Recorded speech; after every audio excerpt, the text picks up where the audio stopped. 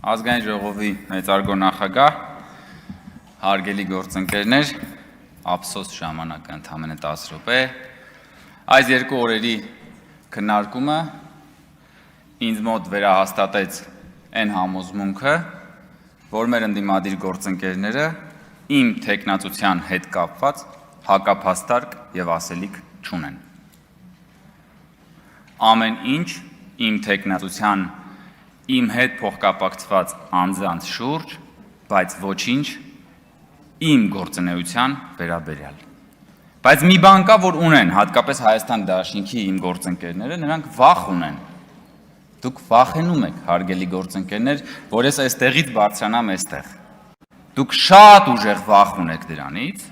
եւ ես ուզում եմ ձեզ հանգստացնել։ Հանգիստ եղեք,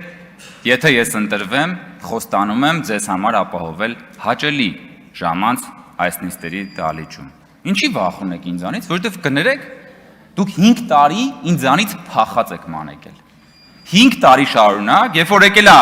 քաղաքացիական պայմանագիր խմբակցության անունից ելույթի ժամանակը, իսկ ես 90% դեպքերում ես եմ ելույթ ունեցել, երբ որ ես այնտեղից սկսել եմ մոտենալ այստեղ, դուք դահլիճից փախել եք, ժողովուրդ։ Ձեր մի մասը ինձ ասել է, պարոն Կոջարյան, գնանք ծխենք էլի բան սենց, այսենց երեխայական արդարացումներով։ Դուք փախել եք դահլիճից, վախեցել եք։ Բայց նույնիսկ այս դեպքում, հարգելի գործընկերներ, ես ուրախ եմ արձանագրել, որ կարևոր հետք եմ թողել ձեր քաղաքական ինքնության վրա։ Օրինակ, դժոխքի սաունդթրեքը ինքն իր մասին հիշեցրեց։ Այդ տարիներ անց երեխաները, պատանիները ցանկանան իմանալ, ով է եղել Քրիստինե Վարդանյան անունով ազգային ժողովի падգամավորը։ Նրանք ընդհանրապես պետքա search անեն դժոխքի սաունդթրեք արտահայտությունը եւ կիմանան, որ դա եղել է Քրիստինե Վարդանյանը։ Ճակատագրի հեգնանքով Տիկին Վարդանյան, որքան էլ որ դուք ինձ չսիրեք, դուք պատմության մեջ ամենաշատը մնալու եք շնորհիվ ինձ, Տիկին Վարդանյան։ Եվ դա ինձ համար հետաքրքիր եւ միևնույն ժամանակ հաճելի փաստ է։ Որքան էլ որ դաշնակցությունը չհավանի իմ թեկնածությունը, բայց քաղաքական հայդուկ արտահայտությունը, որ ներեք պարոն Խաչատրյանը այստեղ չդիմացավ եւ կրկնեց, որը ես եմ դրել շրջանառության մեջ, անընդհատ ձեզ հետապնդելու է պարոն Խաչատրյան։ Եվ ես կարող եմ բազմաթիվ արտահայտություններ ասել Աճարյանի բառարանից, չգիտեմ այլ բառարաններից, բայց դա դարձել է ձեր քաղաքական ինքնության կարևոր եւ անբաժան մասը եւ ես դրանով դա իսկապես ինձ համար հաճելի է։ Եվ ես պատկերացնում եմ ձեր վախերը, ասում եք, հա որ հիմա հելա հոսավնդե, բա ինչ ա լինելու ժողովուրդ։ Հիմա ես մի շատ կարճ արձագանք կանեմ Հայփոստի վերաբերյալ, որտեղ այնուամենայնիվ մի երկու բան ասվել, որի շուրջ պետքա ես խոսեմ։ Դիվիդենդների հետ կապված պարոն Կարապետյան, ըստ հրապարակված հաշվետվության, դուք հիմա չեք լսում, բայց մամուլը հուսով եմ այդ վերնագիրը եւս կտանի։ Հայփոստի կառավարման, իմ կնոջ կառավարման ժամանակաշրջանում Հայփոստը վճարել է պետությանը 1 միլիարդ դրամի դիվիդենդ։ Սա մեկ։ Ըստ հրապարակած նորից տվյալների 2024-25 թվականներին Հայփոստի ֆինանսական արդյունքը բարելավել է 900 միլիոն դրամով։ Սա երկու։ Երբ որ դուք խոսում եք Հայփոստի կառավարման արդյունավետության մասին, այս երկու թիվը 1 միլիարդ դրամ դիվիդենդ եւ 900 միլիոն դրամի, գրեթե 1 միլիարդ դրամի ֆինանսական ցուցանիշների բարելավումը, դա Հայկ Կոնջարյանի կնոջ աշխատանքի արդյունավետությունն է։ Երեք պարոն Մանուկյանը այստեղ նաեւ հայտարարագիրը վերցրել էր Պարոն Մանուկյան, դուք ես որքան գիտեմ, ինձ ասացին, որ դուք տնտեսագիտության թեկնածու եք։ Եթե այդպես է, խայտարակություն է դա։ Նախ ուզում եմ ասել այդ 5 միլիոն դրամը, որ ասում եք, այս ինչ 5 միլիոնը մայրության նպաստի 5 միլիոն է, այլ եկամուտների բաժնում։ Երկրորդը, որ ասում եք, ինչի չի իջել բանը,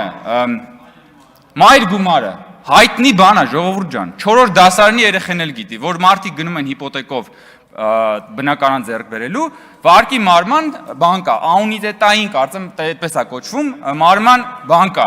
տրամաբանություն կա, որ սկզբից տոկոսներից է գումարը գնում, հետո նոր մայր գումարից։ Ախր ո՞նց կարելի է այսքան պրիմիտիվ բանը չիմանալ, գալ եւ այստեղից էս բան անել, ինչ որ որտեղից իմանա, չնայած ես նայում եմ, իրոք էլի որ ափսոս չէր Արծվիկ Մինասյանը, տարել եք եսի մուրեք դրել Արծվիկ Մինասյանին, խնդրեմ։ Հիմա տան մասին, ժամանակը քիչ է, տան մասին ես խոսել եմ, մանրամասն հրապարակել եմ Տիկին Գրիգորյան, այդտեղ համանման բնակարաններ իմ հետ, Նաև ձեռք եմ բերել կարծեմ 9-10 հոգի, նույն քառակուսի մետրով։ Ես ձեռք եմ բերել 54 միլիոնով, 20 տարի ժամկետով։ Երկու հոգի ձեռք է բերել 50 միլիոնով։ Մնացած մոտ 6 հոգին ձեռք է բերել 55 միլիոնով։ Սրանք բոլորը այդ բան եկամտահարկի բանում են։ Եվ ընդամենը 1 հոգի է պատմության ընթացքում այդ ժամանակաշրջանի, երբ որ ես հրապարակում էի այդ թվերը, որ ձեռք է բերել 60 միլիոնով։ Եթե 75 միլիոն է այդ տան արժեքը, ես ձեզ հենց հիմա հրապարակային օֆերտա եմ անում, Տիկին Գրիգորյան, վաճառեք այդ տունը 75 միլիոնով, այնը 20 միլիոնը տալիս եմ ձեզ, տարեք այն ինչ կեղծ ծնանկացման թեմա կար, գնացեք փակեք, ամոթել է այդ պատմությունները։ Եթե կարա, եթե որևէ մեկը կարա այդ տունը 75 միլիոնով վաճառի, հենց հիմա հրապարակային օֆերտա եմ անում։ Ձեր նման լրագրողներին, ովքեր որ կարան, խնդրեմ։ Բայց քանի որ տան մասին խոսք գնաց, ես ուզում եմ ուղղակի հիշեցնել, էլի դուք ոնց կարա գաք ստե խոսակ տների մասին։ Ես ձեզ հիշեցնում եմ, որ ձեր նախորդ խմբակցության ղեկավար Սերյան Օհանյանը այստեղ դատախազը այդ մասին հանդես է եկել ելույթով։ Ուրեմն կա հրապարակված բաներ, տեսաձայնագրությունը։ Ուրեմն Սևանի ափին, Արքելոցի մոտ, ձերք ապօրինի կերպով ձերքա բերել տարածք, ապօրինի շին ու տուն է սարքել, դղյակ է սարքել այդտեղ։ Հետո ռազմական ոստիկանության աշխատակիցները տարիներ շարունակ պահակություն են արել այդ տանը, հասկանում եք, ու այդ ձեր դեմքն է, հարգելի գործընկերներ, ու դուք դեռ բարոյական իրավունք եք ձեզ վերապահում գալ եւ խոսալ մեր հիպոթեկով տների մասին, լուրջ եք ասում։ Դուք գնացեք խոսացեք Սերյան Օհանյանի այդ բաների արկածների մասին եւ որտեղ դա ձեր քաղաքական ինքնությունն է։ Դուք Սևանի ափին տարածք զավթող դղյակ սարքողներ եք։ Դուք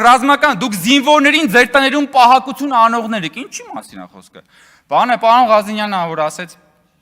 Սամվել Կարապետյանի նկատմամբ հետապնդումները սկսվեցին եկեղեցու հետ կապված դեպքերից հետո,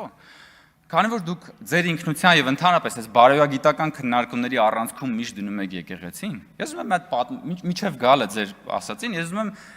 հերվից միասին գանք մի հատ պատմություն պատմելու։ Ուրեմն, եթե չեմ սխալվում, 2014 թվականն է, Տավուշի մարզի Կողբ գյուղում բացվում է եկեղեցի, օծվում է եկեղեցին, եկեղեցին անվանվում է Սուրբ Հովհաննես եկեղեցի։ Եկեղեցին, հարգելի գործընկերներ, կառուցում է Տավուշի նախկին մարզպետ այդ ժամանակաշրջանի Հովիկ Աբովյանը։ Սուրբ Հովհաննես եկեղեցին, որ կառուցել է Հովիկ Աբովյանը։ Շնորհակալ ենք, որ գոնե Սուրբ Հովիկ չեն դրել եկեղեցու անունը։ Եթե ձեզ թվում է, որ դա շատ անհավանական կարող է լինել Սուրբ Հովիկը, հետևեք պատմության ընթացքին եւ դուք կհասկանաք, որ դա ամենևին անհավանական չէր։ Եվ ուրեմն այդ օծման օրն է, օծմանը եկել են բանն է, Հովիկ Աբովյանն է կանգնած, անձամբ եկել է օծմանը Սերժ Սարգսյանը, Գարիկին երկրորդի կոնդակով, ուրեմն Հովիկ Աբովյանը պարգևատրվում է հայ եկեղեցու բարձրագույն Գրիգոր Լուսավորիչ ուրեմն բանով, շքանշանով, եւ այսպես ուրեմն միջավայրը շատ հոգեվոր ուրեմն աուրա է տիրում եւ պատին այնտեղ նաեւ եկեղեցում կախված է Լեոնարդո դա Վինչիի խորհրդավոր ընթրիքը նկարը։ Ես ուզում եմ դուք ես ուզում եմ դուք պատկերացնեք էլի այդ աուրան։ Եկեղեցին, Հովիկ Աբովյանը, Սուրբ Հովհաննես եկեղեցին, Սերժ Սարգսյանը, կոնդակը, Գրիգոր Լուսավորիչը, խորհրդավոր ընթրիքը պատի վրա դա Վինչին եւ գնում ենք Քրիստոսն է մեջտեղում, Քրիստոսի կողքը առաքյալներն են, ասենք, չգիտեմ, Թադևոսը, Մաթեվոսը, Բարդողոմեոսը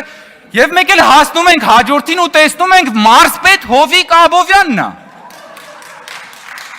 Հովիկ Աբովյանը, մարզպետ, Ջոր, դուք ծիծաղալու է, չէ, լացելու է պարոն Վարդանյան։ Էսա կասեմ, էսա հիմա Ղազինյանն ասում է, էսի մեծ ինչ կապ ունի, էլ սպասեք, պարոն Ղազինյան, ու ափսոս ժամանակս քիչ է։ Ես ձեզ խոստացել եմ, որ հաճելի է լինելու ձեր համար, եթե ես ընտրվեմ։ Եվ ուրեմն, ու անգամ դա Վինչին նկարի մեջ լուսապսակ չի դրել։ Բայց չգիտես ինչու, բանի Մայրաթորի նկարիչը Հովիկ Աբովյանին բանովա լուսապսակով է նկարել։